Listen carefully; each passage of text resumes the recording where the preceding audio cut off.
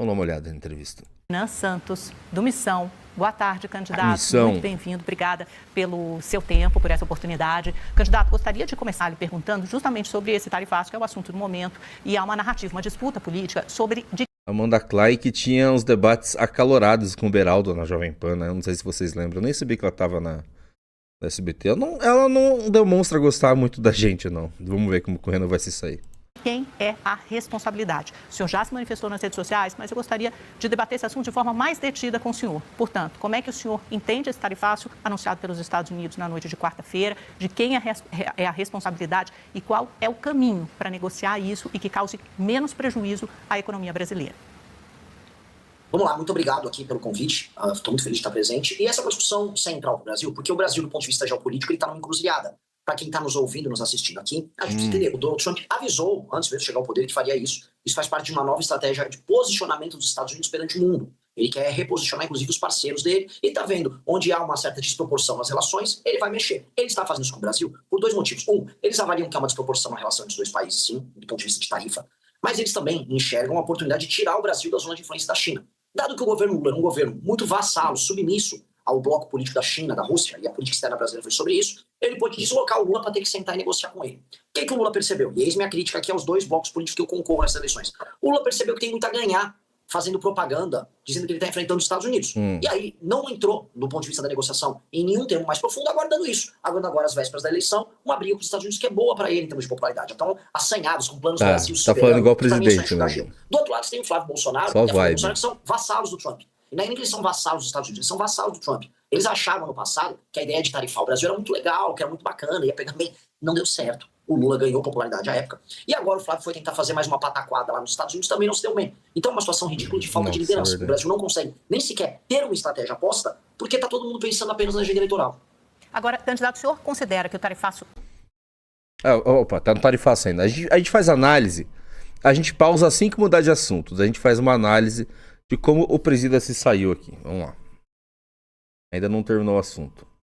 Só existe por causa da família Bolsonaro? Não, eu acho que também existe por causa da família Bolsonaro. Mas, como eu disse antes, o Donald Trump já havia previsto que iria fazer isso com inúmeros parceiros de outras nações. O Brasil tinha que se adaptar a essas circunstâncias. Os Estados Unidos dependem das terras raras do Brasil para eles terem uma industrialização e a própria soberania militar nas próximas décadas. E eles precisam sentar para conversar com a gente. O Brasil tem a segunda maior reserva do mundo de terras raras. O Brasil poderia sentar e obrigar os Estados Unidos a ter uma nova relação conosco em novos termos, que é o que eu estou propondo. Um realinhamento geopolítico do Brasil, que o mundo vai depender em grande medida do Brasil para poder fazer frente à China. Nada disso foi feito. O Flávio Bolsonaro nem sabe o que é. Mas, candidato, como seria isso? O senhor fala em obrigar os Estados Unidos, parece um termo um pouco prepotente quando a gente fala da maior potência do planeta. Como é que o senhor negociaria com os Estados Unidos, por exemplo, terras raras e outros temas de interesse para reduzir as tarifas contra o Brasil ou talvez até extingui-las? Eu tenho contato com, não só com membros da Casa Branca, com membros da atual administração americana. Quando eu falo obrigar, eles são obrigados a fazer isso simplesmente porque um F-35, que é o principal caça americano, vai meia tonelada de terra rara. E essa terra rara que vai no principal avião a jato de guerra dos Estados Unidos é toda extraída e processada na China. Então, eles vão precisar construir uma indústria paralela, estão desesperados investindo nisso, e o caminho natural é sentar com o Brasil. O que eu quero falar é, o Brasil tem que utilizar essa posição privilegiada que ele tem para realinhar a relação com os Estados Unidos. É que tem que comentar. Ela, como o Renan estava falando muito bem, ela precisa fazer o contraponto. Só que ela fez um contraponto meio bobo, né? Como assim você vai obrigar os Estados Unidos? Guilherme Nobre mandou R$15. E aí, Guilherme Nobre? Junitou. Sou mesmo retardado do outro dia, kkk. Você estava acompanhando a surra que o Marinho está levando do Sestaro. Nem gosto daquela biba maromba, mas o Marinho tá passando uma vergonha colossal. Sério? Ai, meu Deus. A gente vai ter que ver isso? Bom, se alguém que tá no grupo de pautas puder já pegar alguns momentos... É porque não tem como, né? E tá tendo ainda. Bom, depois vamos dar uma olhada. Você vai explodir... É sério? É sério? Então calma aí. Cadê? Era pra aparecer aqui pra mim. Bom, depois vamos dar uma olhada. Vamos falar de coisa boa primeiro. Vamos falar de coisa boa. Caramba, ó, live da bolha. Tá acontecendo aqui, ó. Conexão DF fazendo live. Live da bolha. Ó, Ratanabá News fazendo live. Ó. Caramba, aí sim, cara. Todo mundo fazendo live. Todo mundo fazendo live ao mesmo tempo, né? O que mais temos aqui?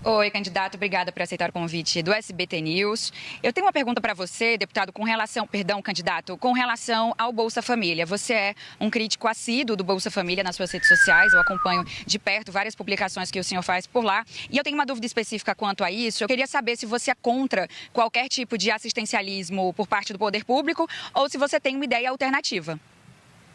Não, eu não sou contra todo tipo de assistencialismo e eu defendo que o Bolsa Família, para pessoas que vivem em cidades que não têm atividade econômica, ou especialmente mães de família que não têm como prover sustento, especialmente mães solteiras, elas tenham acesso ao Bolsa Família. O que eu não consigo aceitar é um misto que está acontecendo em muitas cidades brasileiras, especialmente entre homens, de fazer um bico, não ter um emprego formal e receber o Bolsa Família.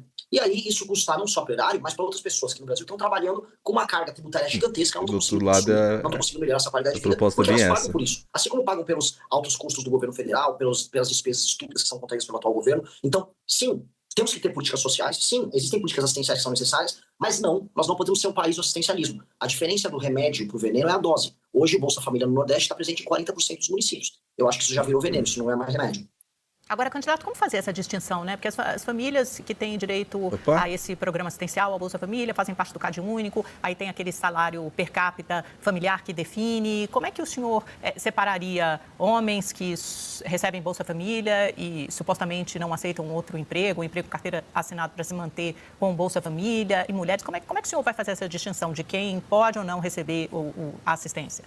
Mas querendo ou não, a Amanda Klein é muito boa para rebater. Ela pensa na hora que ela precisa rebater, e como ela já está acostumada ao debate, né, fazia muitos debates ali, ela apanhava nos debates do Beraldo dessa real, mas ela é rápida, né, o raciocínio para conseguir fazer um contraponto. Vamos ver. Homens e mulheres solteiros abaixo dos seus 35 anos, essas pessoas, quando forem no CRAS retirar o seu cartão do Bolsa Família, ela será oferecida de maneira muito simpática por parte do governo federal um formulário para eles participarem das frentes de trabalho que a gente vai organizar, que serão as frentes cidadãs. Não é nenhuma novidade isso já foi proposto e feito pelos Estados Unidos da América durante a crise de 29, o Roosevelt tocou isso, empregou mais de 3 milhões de pessoas, e nós vamos fazer isso nos interiores do Brasil, para não apenas gerar atividade econômica, mas investir em infraestrutura básica, estrada e rodagem, energia elétrica, manutenção predial urbana, coisas necessárias para o funcionamento dessas cidades que hoje estão absolutamente paradas. Isso é feito em parceria pelo governo federal com os governos municipais. Tá certo. Bom, deixa eu seguir em frente aqui. Tá certo. E o Yander Porcela e o Gayer também participam dessa entrevista. Yander. Mais perguntas, vamos ver. Para candidato, por enquanto, eu queria falar sobre aquela imagem que a gente acompanhou divulgada pelo site CL do senador Flávio Bolsonaro ao lado do sicário. O Flávio disse ontem que a imagem foi produzida por inteligência artificial, mas o fato é que já gerou muita repercussão nas redes sociais. A própria campanha do Flávio Bolsonaro tem tentado neutralizar esse desgaste, resgatando fotos do presidente Lula com a Deolane Bezerra. Então, é um assunto que está ainda na ordem do dia. Eu queria saber como que o senhor viu essa história toda da foto, quanto isso pode afetar a candidatura do Flávio e, no caso da Deolane, também a própria candidatura do presidente Lula.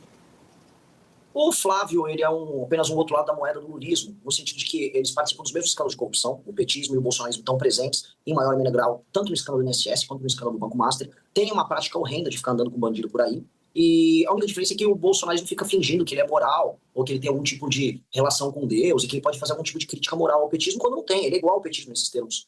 O Flávio Bolsonaro dá para o sicário apenas me deixou preocupado com o sicário, se ele pode ter sido eventualmente assaltado pelo Flávio Bolsonaro, porque em termos de qualidade ética e moral ali, ambos eram capangas do senhor Daniel Vorcaro. Então, acho que apenas vamos estar referendando o que a gente já sabe sobre o Flávio. Ai, deu uma lacradinha ainda por cima do Flávio, boa. Bom, até aqui não se complicou em nenhum momento. Vamos lá.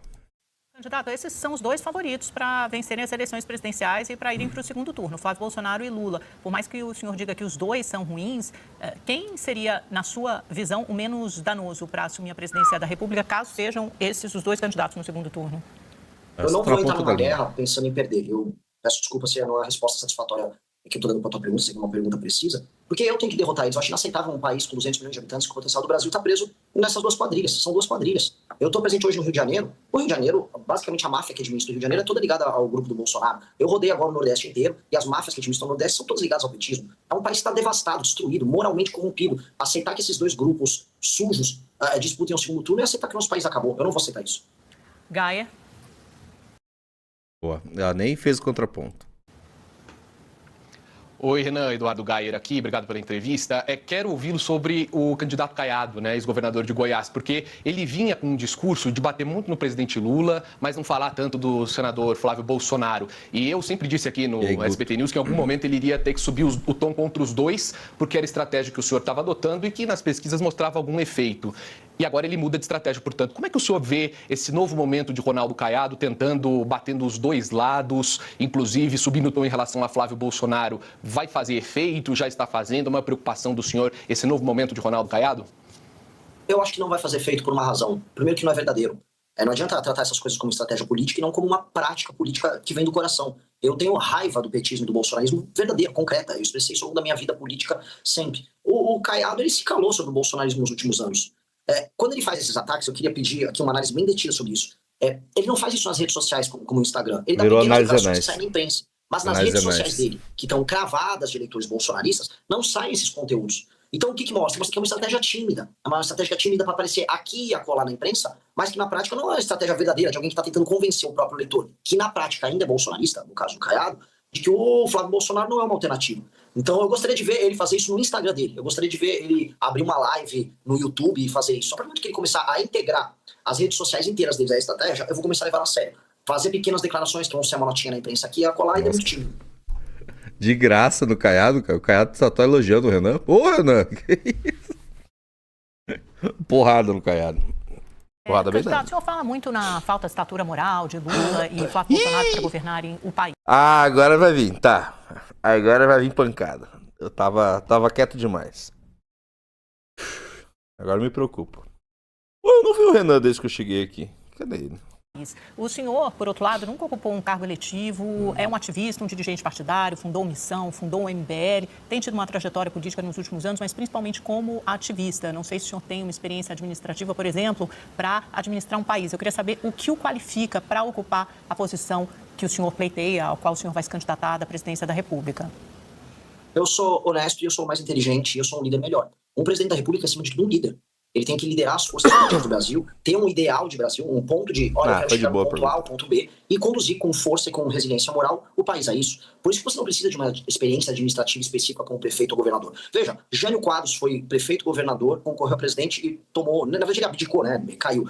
Collor foi governador de Alagoas e caiu. Dilma tinha uma experiência burocrática enorme e caiu. Isso não quer dizer nada, foram maus presidentes. Assim como nós temos experiências em outros lugares do mundo de figuras que saíram direto, por exemplo, da iniciativa privada e assumiram posições de governo e estão fazendo gestões ambiciosas e importantes. O caso do Milley é um que a gente pode trazer. O próprio presidente americano, por mais que eu tenha críticas a ele está no segundo mandato dele e ele nunca teve um mandato anterior. A questão toda é ser líder. Eu sou líder de um bloco político que se negou a ser bolsonarista, que se negou a ser petista, que combateu a corrupção ao longo dos últimos anos. Eu lidero esse bloco, eu sou reconhecido como líder desse bloco, sou reconhecido como principal liderança disso. Isso mais do que me qualifica a ser uma liderança que seja presidente da República. Porque o líder aponta o caminho. E ele aponta o caminho e se cerca das pessoas certas. É o que eu faço há 12 anos. Cara, aí, presidente. O Juninho tá paranoico, sempre esperando algum ataque. Mas é claro que eu fico esperando ataque. O Renan é fundador do MBL, do Partido Missão, pré-candidato a presidente em terceiro lugar nas pesquisas. O que aconteceu? O que sempre acontece quando é um chamado outsider, né? O Renan não é um outsider, mas na cabeça de todo mundo ele é, dos jornalistas e tal. Não, o Renan é o outsider da vez. Normalmente pega-se as polêmicas e só pega as polêmicas. Ah, você fez isso em tal vez, e aí ficam combatendo. Foi assim com o Bolsonaro, foi assim com o Arthur Duval. Não sei se vocês lembram quando o Arthur Duval foi candidato a prefeito, não dava, inclusive no SBT, não dava pra ter entrevista. Só ficavam falando de picuinha, não era pro cara, eu quero falar das minhas propostas, porque eu tô com as minhas propostas aqui, vamos falar. Era sempre tentar, os jornalistas tentando lacrar aqui, lacrar lá. Isso foi com o Marçal, foi com o Jair Bolsonaro em 2018. Com o Renan, até acontece uma vez ou ali, mas sempre acaba de boa. Eu tô esperando, uma hora vai acontecer isso. Eu fico pensando, quando que vai acontecer? Quando que vai ser a vez que os jornalistas vão começar a tentar tirar, né, corte pra rede social? Anitta? Pré-candidato, eu tenho uma pergunta com relação também, agora seguindo entre os presidenciáveis, com relação ao Romeu Zema, porque ele também tem ali uma postura combativa com relação ao petismo e ao bolsonarismo, também é um liberal como o senhor. Eu queria saber qual a sua posição com relação a ele, considerando, é claro, que você já ultrapassou nas pesquisas, mas acredito que parte do eleitorado ainda esteja aí na dúvida entre você e ao Romeu Zema. E uma segunda pergunta, eu vou aproveitar também para perguntar, pré-candidato, o que você sente quando um eleitor bolsonarista diz que você é de esquerda? Belíssima pergunta! Ô, tá por dentro. Vamos lá, gostei dessa pergunta. Vou começar pelo final, eu acho engraçado só, né? Acho que os eleitores que dizem isso, em geral são eleitores mais velhos do bolsonarismo, eles acham que você ser de direita, ou você ser conservador, ou você amar o Brasil é gostar do Bolsonaro. É uma coisa muito simplória, né? E depois as pessoas querem criticar até o eleitor do Lula, que apenas ama o Lula. Eu acho que é uma discussão inútil com essas pessoas, porque são pessoas que já estão fanatizadas. Elas são um percentual pequeno do eleitor. Não dá nem 10% do próprio eleitorado geral. Com relação ao Zema, eu não tenho muita opinião a dar pro Zema. Eu acho que o Zema está muito desaparecido no processo eleitoral. Ele tentou ter opiniões mais duras sobre o Flávio Bolsonaro, aí ele apanhou dos próprios membros do partido. E aí eu volto para a pergunta anterior que tinha sido colocada, uma boa pergunta, sobre ser líder. O Zema não é líder nem do próprio partido político dele. O Caiado não é líder nem do próprio partido político dele. O Zema apanhou por ter uma posição anti-Flávio no Novo. O Caiado é do grupo político do Lula Kassab, que no fundo vai querer se aliar ao Lula em algum momento na eleição. O Flávio Bolsonaro toma bronca até da esposa dele. Os únicos líderes que vão disputar a eleição sou eu e o Lula. Por isso que eu e o Lula temos que ir ao segundo turno e eu vou derrotar o Lula lá. Candidato, só dando sequência Caralho. como é que o senhor se define no... Caralho! Tirou todo mundo pra bosta, né, cara? Nossa aspecto político, partidário, também suas visões de mundo na área de costumes e também econômica. Boa. Eu sou uma pessoa do ponto de vista econômico muito pragmático. O que funcionou em outros lugares do mundo eu vou adotar. Então, boa parte das medidas adotadas pela Coreia do Sul, pela China, pelos Estados Unidos da América, países europeus, até alguns países africanos, como Botsuana, que eu considero viáveis para desenvolver o Brasil, nós vamos adotar. Faz parte do programa do nosso livro amarelo. Historicamente, as pessoas nos definem como direita, mas eu volto a colocar, nós somos um grupo muito pragmático e nós não adotaremos políticas lacradoras sob nenhum termo. Eu acho que o Brasil tem problemas concretos. Então, quando as pessoas querem discutir educação, o pronome disso, o woke, olha... O que eu vou defender? As crianças não estão sendo alfabetizadas na escola. Vamos ter um programa muito forte de alfabetização. Não vou ficar perdendo meu tempo discutindo essas questões ideológicas que, infelizmente, a esquerda fica tentando trazer para a sala de aula. Mano, ele já desarmou. Ele já desarmou completamente. Se tivesse com má intenção as jornalistas para devolver, ele já devolveria com alguma proposta e tirando o sal da proposta para tentar colocar a pecha de doidinho da eleição, não. Ele já desarmou e colocou como adulto na sala, cara. Puta que pariu. Vamos lá. Não, o que você pensa em termos de política externa? O que for bom pro Brasil? Não vou ter alinhamento automático com nenhuma nação, vou fazer o que funcione e que seja bom para o Brasil. Nesse sentido, eu sou um nacionalista e sou uma pessoa muito otimista sobre o nosso futuro. Mas volto a colocar, não dá para ficar preso em caixinha. Eu vou trazer o que funciona. Se funcionou na China e cabe nos nossos princípios, vai funcionar no Brasil. Se funcionar nos Estados Unidos e cabe nos nossos princípios, vai funcionar no Brasil. Mas o senhor não está sendo muito genérico? O senhor consegue ser mais específico? O senhor fala programas bem-sucedidos adotados na China, nos Estados Unidos, na África. Isso é muito amplo, né? Por exemplo, na economia. A gente tem uma trajetória explosiva da dívida pública. Aumentou 10 pontos percentuais nesse governo. Onde é que o senhor vai cortar? Eu sou mais específico nesses temas. Na verdade, se você me der tempo de entrevista, sei que é curto tempo, mas eu posso entrar proposta a proposta sobre todas elas. Na parte da dívida e na parte fiscal. Eu já tenho uma PEC protocolada para resolver a questão fiscal na área da despesa. E onde nós vamos cortar a despesa? Nós vamos fazer uma nova reforma da Previdência, nós vamos desindexar tanto a aposentadoria quanto o BPC do aumento do salário mínimo, vamos fazer reajuste com base na inflação, nós vamos desvincular gastos da saúde e educação, que estão muito presos, eles estão distorcendo os nossos gastos para que a economia brasileira pague muitos juros. Nós vamos mexer demais nas renúncias fiscais de empresas beneficiadas, ou seja, naquelas pessoas que ficam multibilionárias com o governo deixando de cobrar impostos delas. Também vamos tratar dos benefícios e dos super salários do alto funcionalismo. E isso é uma reforma na casa dos 3,3 trilhões. Então, se você quiser que eu seja bem Ciberagiota mandou R$15. Caralho, velho. Burrito. Boa noite. Boa noite. Ontem eu enviei um jornal de bairro que denunciou um acidente que meu pai sofreu num atacadão, mas só podia mandar uma mensagem com poucos caracteres e você não entendeu kkkk. Agora tem 2 posts sobre o atacadão. Por isso que eu estranhei. Eu achei que Nossa, eu achei que era alguém da missão, aquele cara do atacadão. Que coisa estranha. Mas você que não explicou direito, né? A culpa não é tão minha assim. Agora eu compreendi. Quem tava na live ontem vai entender o que ele falou. Vamos lá, vou continuar aqui que tá bom demais, cara. Pergunta boa. Cheia de, sabe? Cheia de veneno. Cara, Renan Santos, papum. eu entro em detalhe em tudo. Quando eu falo da China, eu falo, por exemplo, da política industrial chinesa. Quando eu falo da Coreia do Sul, eu falo da política da formação dos blocos econômicos comerciais e industriais que a Coreia do Sul fez nos anos 60 e 70. Se quiser falar, por exemplo, do modelo chinês de administração de províncias e cidades, eu quero trazer isso através da nossa lei de responsabilidade gerencial. O Japão também tem um bom modelo de administração de cidades, que nós também teremos através da nossa lei de responsabilidade gerencial. Os Estados Unidos têm uma política de controle de gastos, controle fiscal e transparência muito clássico por parte da premissa liberal do Estado que eles têm. Então também posso falar que isso é inspirado também nos Estados Unidos da América. A Itália tem um bom modelo de fusão de cidades. Nós traremos um modelo também inspirado no que a Itália faz. Então eu posso entrar no detalhe sobre absolutamente qualquer tema, porque eu sou apaixonado pelo que eu faço e as soluções que eu trago para o Brasil, elas são muito concretas e inspiradas sempre em casos que funcionaram.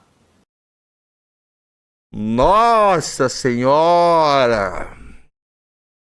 Ela foi bombardeada.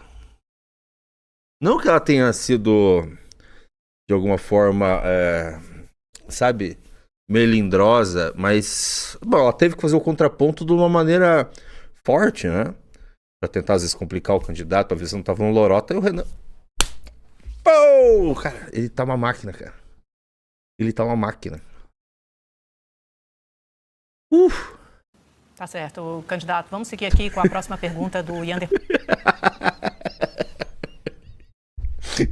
Tá certo, candidato. Tá bom. Ok. Segunda vez que ela fala desse jeito. Engraçado. Para candidato, eu queria saber melhor, entender melhor a escolha do seu vice. Eu sei que o senhor já falou bastante sobre isso, né? É um nome que vem ali da área militar, da área da segurança. Eu queria entender se a escolha dele é uma forma de deixar a sua pré-candidatura um pouco mais institucionalizada, digamos assim, trazendo alguém que vem de uma instituição que é bastante respeitada como as Forças Armadas. E também queria saber se o senhor espera que esse candidato a vice traga mais votos ou se os votos que ele poderia trazer o senhor já tem e o papel dele na campanha será outro. Olha, ele já fazia parte do hall de pessoas filiadas ao Partido Missão, que eu já tinha como, ok, essa pessoa pode ser um vice.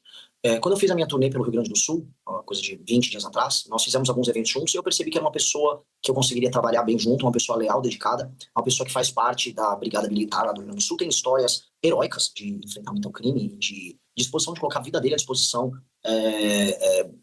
de maneira, eu volto a colocar aqui, de maneira muito desprendida, de maneira heróica, e eu gostei disso, e nós participamos de um evento junto, ele fez algo, ele fez uma homenagem a mim que me emocionou, eu falei, eu acho que é ele. Certas coisas, elas acontecem de maneira mais natural e menos premeditada. Deixa eu só ler uma mensagem aqui. O Falk falou o seguinte: esse cara é um gênio que reúne tantos atributos diferentes numa só pessoa que chega a ser surreal.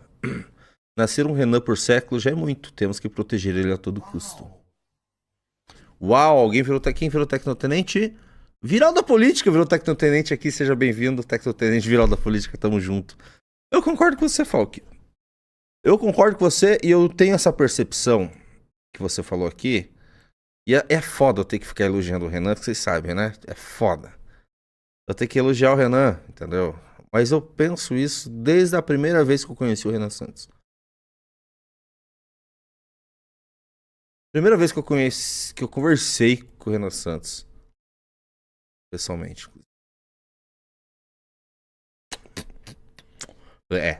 E não é só o Renan Santos, tá? Deixa eu lembrar vocês. Existem dois Renan Santos que reúnem os atributos parecidos. Só que um é normal e o Renan tem sorte do Renan ser um autista, entendeu? Meus amigos. Então nasceu dois Renan Santos. Entenderam? Se nasceram dois Renan Santos. Nasceram dois Renan Santos. E outra, temos um Kim Kataguiri junto. E temos um Deirô junto. Temos o Ricardo Almeida junto. Vocês entenderam? Que é um encontro assim, muito peculiar de pessoas assim, muito diferenciadas. Muito diferenciadas.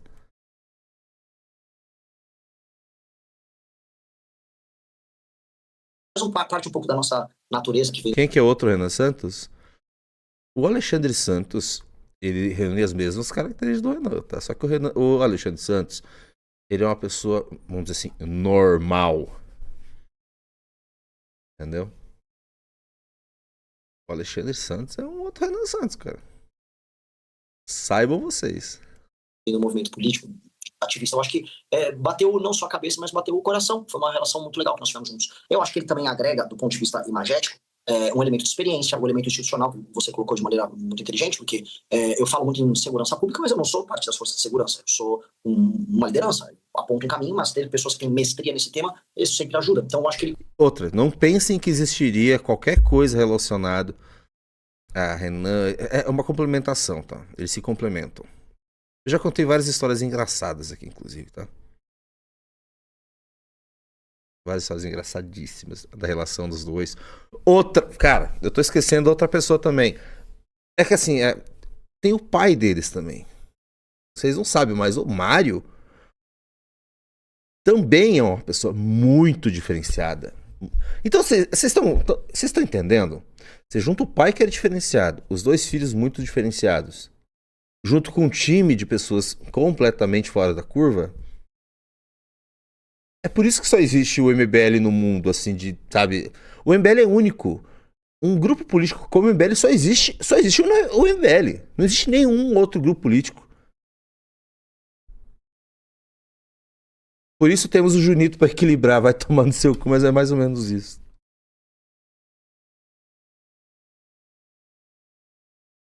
E complementa muito a minha imagem. Acho que... Charlie me mandou R$15. Seria Amanda Clay na primeira grande boss derrotada na campanha Souls Like do Renan Santos. Não. Qual boss ela seria? Dito isso, era dentro? Que isso, Charlie? Que isso, mano? Ô, velho. Ela é bonita. Que vira uma... Já foi mais, mas ela é bonita aí, mano. Anoembu Trans mandou R$15. Eita. Jumbito, Sestaro está atorando André Marinho nesse exato eu momento. Sei, Igual eu Transtora sei. não de Embu, Eu sei, eu não posso assistir ainda.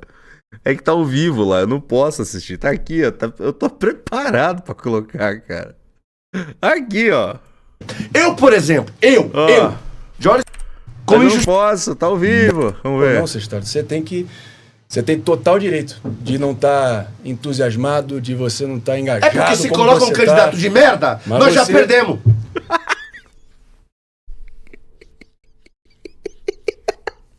Ai, meu Deus do céu. Ai, meu Deus. Vamos pro Renan, depois a gente volta aqui. Ai, eu vou assistir isso inteiro. Eu ia fazer uma live mais rápida hoje. Vou fazer uma live mais rápida hoje, tá?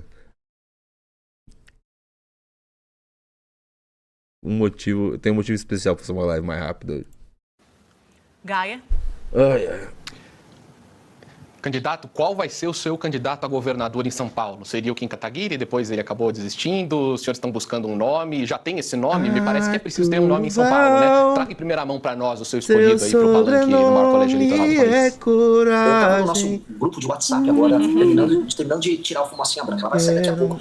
Como eu não posso entregar agora, eu posso deixar meu compromisso público de entregar primeiro para vocês aqui no SBT News. Então, se vocês me chamarem, eu farei uma live, eu faço uma entrevista com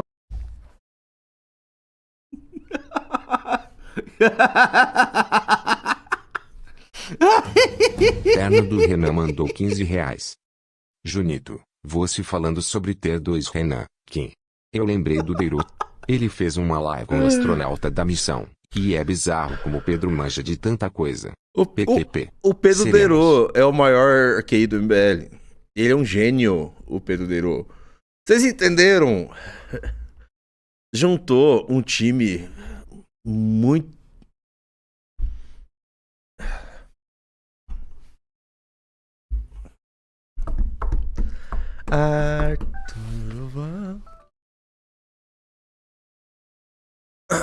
Às vezes eu não sei, eu tô falando aqui, eu tô cantando e tal, eu não sei se é ele ou não, porque ele não pode, né?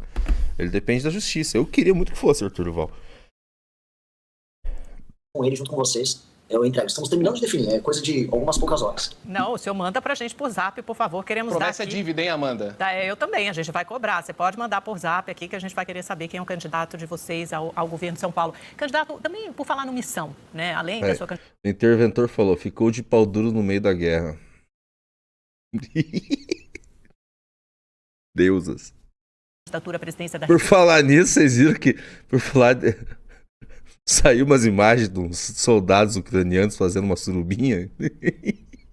Pública, vocês têm hoje, acho que um único deputado federal, que é o Kim Kataguiri. Qual é a expectativa, qual é a missão de vocês em termos de bancada nesse ano? Quantos deputados vocês pretendem eleger? Quais são os prognósticos aí, o mapa? Vai depender muito do meu desempenho. Se eu escalar, como eu pretendo escalar nas eleições presidenciais, nós vamos fazer uma bancada bastante robusta de algumas dezenas de pessoas. Equipe, qualidade, time, nós temos. Dinheiro, infelizmente, não dispomos. Ainda que nas vaquinhas oficiais, já saiu uma matéria sobre isso, nós somos o partido que mais coletou recursos, né? Temos muitos candidatos aí no top 10, no top 20, então são campanhas robustas que estão surgindo ao redor do Brasil. E a própria pesquisa Atlas captou que hoje o Partido Missão já é o terceiro partido em preferência por parte do eleitor brasileiro, e do eleitor de 16 a 24 anos ele já consta na primeira posição. Então a gente vai ter um desempenho muito surpreendente nessas eleições. Acho que faremos uma bancada tranquilamente, cruzaremos em todas as circunstâncias a cláusula de barreira, e vamos entregar para o nosso querido Kim Kataguiri o sonho dele de ser líder de uma bancada recheada de pessoas. Hoje eu tenho um deputado, mas é um que vale por 10, né? Kim Kataguiri aprova projetos e relatórios do tempo todo. Só 10? E eu espero ter outros que valem por muitos também. Projeção, né? Mas o senhor não participa do horário eleitoral, não tem direito ao fundo eleitoral, né? Um partido que nasceu agora, há pouco tempo, há menos de um ano, e então do horário eleitoral de TV e rádio gratuito, o senhor não participa, por exemplo, né? Eu acho que vai ter alguma coisa lá para meter, tipo, um menu Renan Santos, 14, né? Fazer igual o Enéas fazia, né? Naquela época dele. Vai ter um tempinho meio minúsculo, mas do ponto de vista político, eleitoral, a nossa bancada Tacou-lhe. não precisa. Problema do SBT.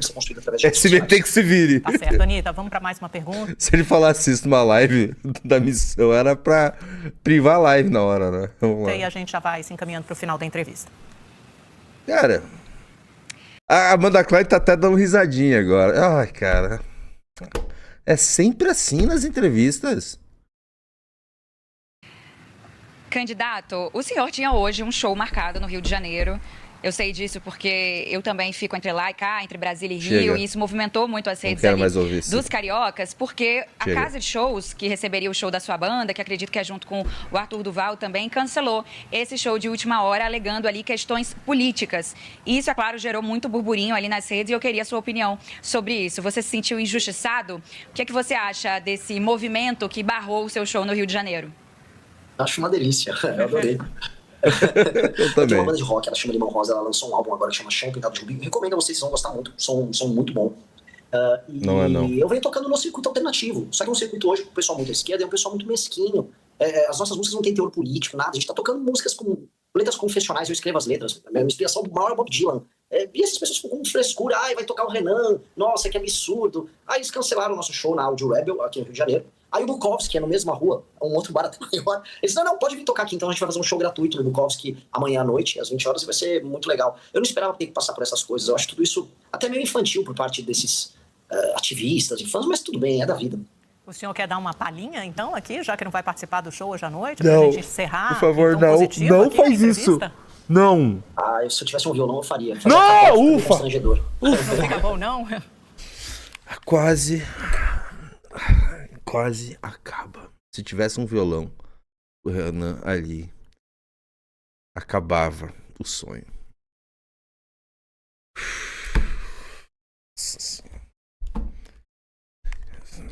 E eu já pensou, ele com aquela voz de taquara rachada,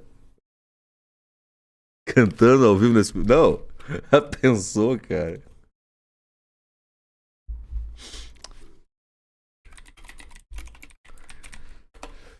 Já pensou? Tá ali. Ok. Ok. Vamos lá.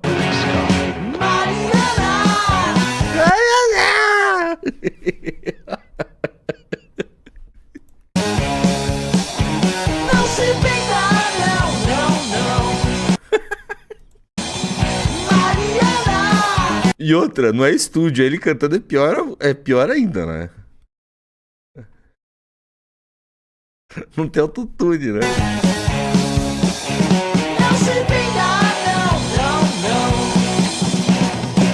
Não. Velocidade. Boa. Boa, Renan. Ufa, ainda bem que você não tinha o violão ali, Renan. Assim, falar, foi uma entrevista genial. Foi uma entrevista normal. Ele só tá mostrando que tá muito preparado. Muito. Mesmo quando as jornalistas estavam querendo dar o contraponto, tentar fazer uma coisa mais espinhosa, ele não deixou ficar mais espinhosa, né? E ele tem feito isso nas entrevistas. Ele tá, respondendo muito bem e ele não tá lacrando, né? Ele não tenta lacrar. Então, cara, olha só como termina. É sempre assim que termina as entrevistas dele. Vocês aí, vocês podem fazer um compilado só com as imagens do final das entrevistas do Renan. É sempre assim. É sempre desse jeito. Nunca é, sabe, no climão. Sempre. Sempre. Ia ser até interessante alguém fazer um compilado.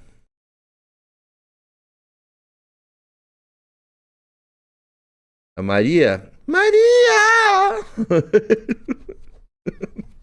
A Maria. Uau! Por que tá aqui em cima os tecnotenentes? Deixa eu ver, ele mandou uma dica aqui. Virou tecnotenente e mandou mensagem. Deixa eu ver. O Playmael virou membro aqui, virou tecnotenente. Já fica a dica. Entrevista do Renan igual a violão longe. Pelo amor de Deus, já vou avisar já a equipe. Ai, ai. Quem diria que o Renan seria carismático? Quem diria, cara? Gostou do vídeo? Se inscreva no canal República da Onça. Não se esqueça de fortalecer deixando o seu like e comentário. Até o próximo vídeo.